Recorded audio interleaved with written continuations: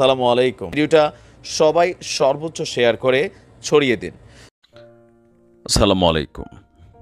বাংলাদেশে আমাদের এই মুহূর্তে অন্তর্বর্তী সরকারের নেতৃত্বে বেশ কিছু গুরুত্বপূর্ণ সংস্কার চলছে। আর এই সংস্কারগুলোর পক্ষে আমার ব্যক্তিগত অবস্থান দরকার আছে।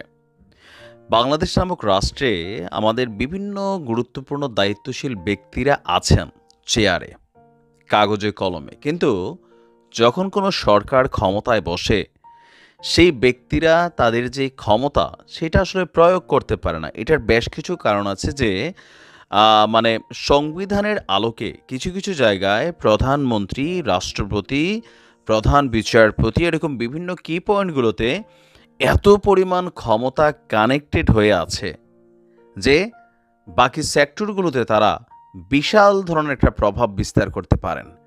তো অন্তত এইবার যেই সিদ্ধান্তটার দিকে যাচ্ছে বা সংস্কারের প্রস্তাব আসছে, এতে বর্তমান রাষ্ট্রপতি শাহাবুদ্দিন চুপ্পু তিনি যেমন তার অনেক ক্ষমতা হারাবেন, ভবিষ্যতেও বাংলাদেশ যতদিন চলমান থাকবে এই সংস্কারগুলোর যদি পরিবর্তন আবার কইরা ফেলে তাহলে তো ঝামেলা। আর যদি না করে তাহলে সুন্দর একটা সিস্টেম তৈরি হবে। রাষ্ট্রপতিরা অনেক দিক থেকে তাদের ক্ষমতা হারাবেন, যেটা জরুরি আছে বলে আমিও মনে করি। তো কি সেই সংস্কার প্রস্তাব যার মাধ্যমে চুপ্পুকে দিয়ে হয়তো শুরু হবে, আস্তে আস্তে পরবর্তী সরকারগুলোতেও রাষ্ট্রপতির এই ক্ষমতাগুলো ওই সকল রাষ্ট্রপতিরও হারাতে পারেন। আমরা যদি দেখি যে আপনার প্রধান বিচারপতি নিয়োগের একক ক্ষমতা এই মুহূর্তে রাষ্ট্রপতির হাতে। তো আমাদের যেই সংস্কার কমিটি আছেন তারা মনে করছেন যে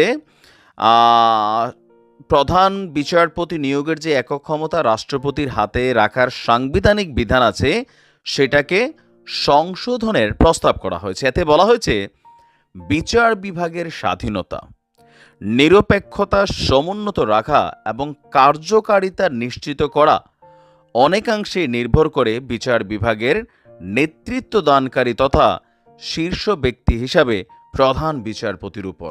এটা বাস্তব। এখন আমাদের দেশে চলমান যে সিস্টেম আছে সেখানে রাষ্ট্রপতি হয় কে? যেই সরকার ক্ষমতায় থাকে সেই সরকারেরই কোনো একজন ব্যক্তি তিনি রাষ্ট্রপতি হন। আর রাষ্ট্রপতির হাতে কার্যত অনেক ক্ষমতা থাকলেও তিনি আবার কন্ট্রোল হন পরোক্ষভাবে প্রধানমন্ত্রী কর্তৃক। প্রধান বিচারপতি কে হবে?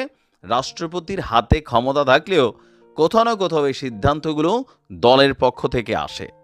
আর যখন প্রধান বিচারপতি কোনো দলের হয়ে বসেন, ওই দল সাপোর্টিং মনার হয়ে বসেন, স্বাভাবিকভাবে পুরো সিস্টেম ক্র্যাক হয়, মানুষ ন্যায় বিচার পায় না, অন্যায়কারীরা, দোষীরা ওই সময়টাতে আসলে তারা ফটাফট করে জেল থেকে বের হয়ে যায়, অপরাধগুলো ক্ষমা হয়ে যায়, অথবা রাষ্ট্রপতি নিজেও অনেক সময় ক্ষমা করে দেন। আর যার কারণে বিচার বিভাগ তাদের যেই কি বলা হয় যে পারফরমেন্স করার ইস্যু থাকে সেটা কিন্তু করতে পারে না, কারণ দিন শেষে প্রধান বিচারপতির একটা ফোনে অথবা তার হস্তক্ষেপে অনেক সিদ্ধান্ত বা রায় বদলে যাওয়ার সম্ভাবনা থাকে। এই বাস্তবতার আংশিক প্রতিফলন দেখা যায় বিদ্যমান সংবিধানের 48(3) যে অনুচ্ছেদ আছে সেখানে। এই অনুচ্ছেদ অনুসারে প্রধান বিচারপতি নিয়োগের ক্ষেত্রে প্রধানমন্ত্রী বা অন্য কারো পরামর্শ ব্যতিরেকে রাষ্ট্রপতি নিজস্ব প্রজ্ঞা অনুসারে এককভাবে সিদ্ধান্ত গ্রহণ করতে পারেন। কিন্তু অতীতের অভিজ্ঞতা থেকে বলা যায় বেশ কিছু ক্ষেত্রে প্রধান বিচারপতি নিয়োগের বিষয়ে নির্বাহী কর্তৃপক্ষ নানাভাবে প্রভাব বিস্তার করছে, যেটা আমি বলছিলাম। ফলে বিচার বিভাগের স্বাধীনতা, নিরপেক্ষতা, কার্যকারিতা নানান সময়ে প্রশ্নবিদ্ধ হয়েছে।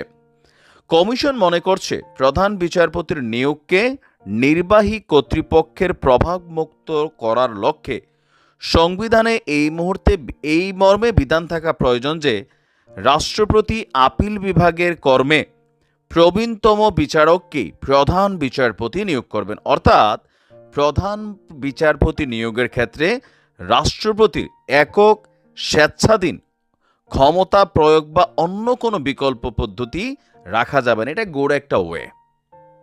আপিল বিভাগে যে বিচারকরা আছেন সেখান থেকে যিনি জ্যেষ্ঠ বা প্রবীণ থাকবেন তিনিই হবেন প্রধান বিচারপতি বাই রোটেশন।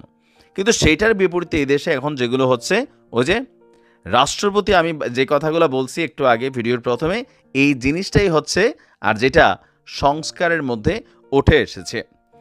আপিল বিভাগের বিচারপতি 7 জন নির্ধারণের প্রস্তাব করা হয়েছে প্রাথমিক প্রতিবেদনে।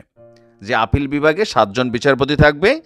বিচার বিভাগীয় এবং অন্যান্য দায়িত্ব সুষ্ঠুভাবে পালনের ক্ষেত্রে সুপ্রিম কোর্টে বিচারকের সংখ্যা একটি গুরুত্বপূর্ণ বিষয়। তাই সংবিধানের 94 এক অনুচ্ছেদে পরিবর্তনের সুপারিশ করা হয়েছে।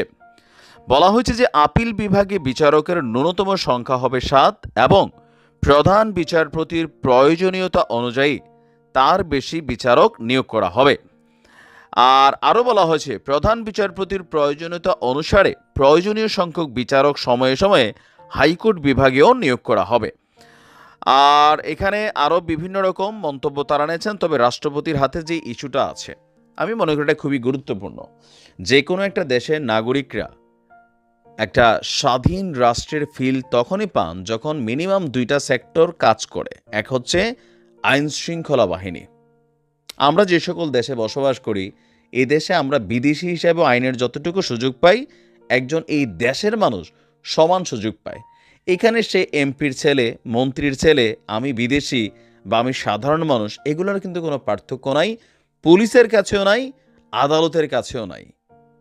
আমেরিকাতে দেখেন, তারা দিন শেষে তাদের এগুলা কিন্তু শক্ত রাখছে, কিন্তু ভারত, বাংলাদেশ, পাকিস্তান, নেপাল, ভুটান, শ্রীলঙ্কা, এই জায়গাগুলোতে আসলে যত ঝামেলা, যে এখানে আপনার দল যখন ক্ষমতায় অথবা আপনি যখন কোনো না কোনোভাবে সমাজে প্রভাবশালী একজন ব্যক্তি, আপনার ইশারায় অনেক কিছু ঘটে। বিচারকরা ভয় পায়। কেন ভয় পায়? দৃশ্য তো তারা বলে যে ভয় পায় না, কিন্তু বাস্তবতা হচ্ছে তাদের উপর কী পরিমাণ প্রেশার ক্রিয়েট করা হয়, এটা কিন্তু আমরা সকলেই বুঝতে পারি। তো আমরাও চাই স্বাধীন রাষ্ট্রের স্বাধীনতার স্বাদ নিতে, আর সেই জন্য বিচার বিভাগ এবং আইন শৃঙ্খলা বাহিনীকে রাজনীতির প্রভাব মুক্ত রাখতে হবে।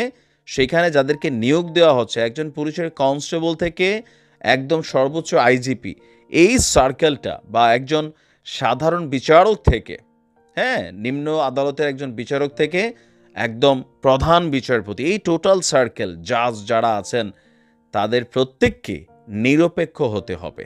আর নয়তো এই দেশে কখনোই এগুলোর স্বাদ বা প্রকৃত স্বাধীনতা আমরা কিন্তু নিতে পারবো না। যতবারই জুলাই অভ্যুত্থান আসুক, লাভ হবে না। দিন শেষে এগুলাই ঘটবে। ভালো থাকুন। আসসালামু আলাইকুম।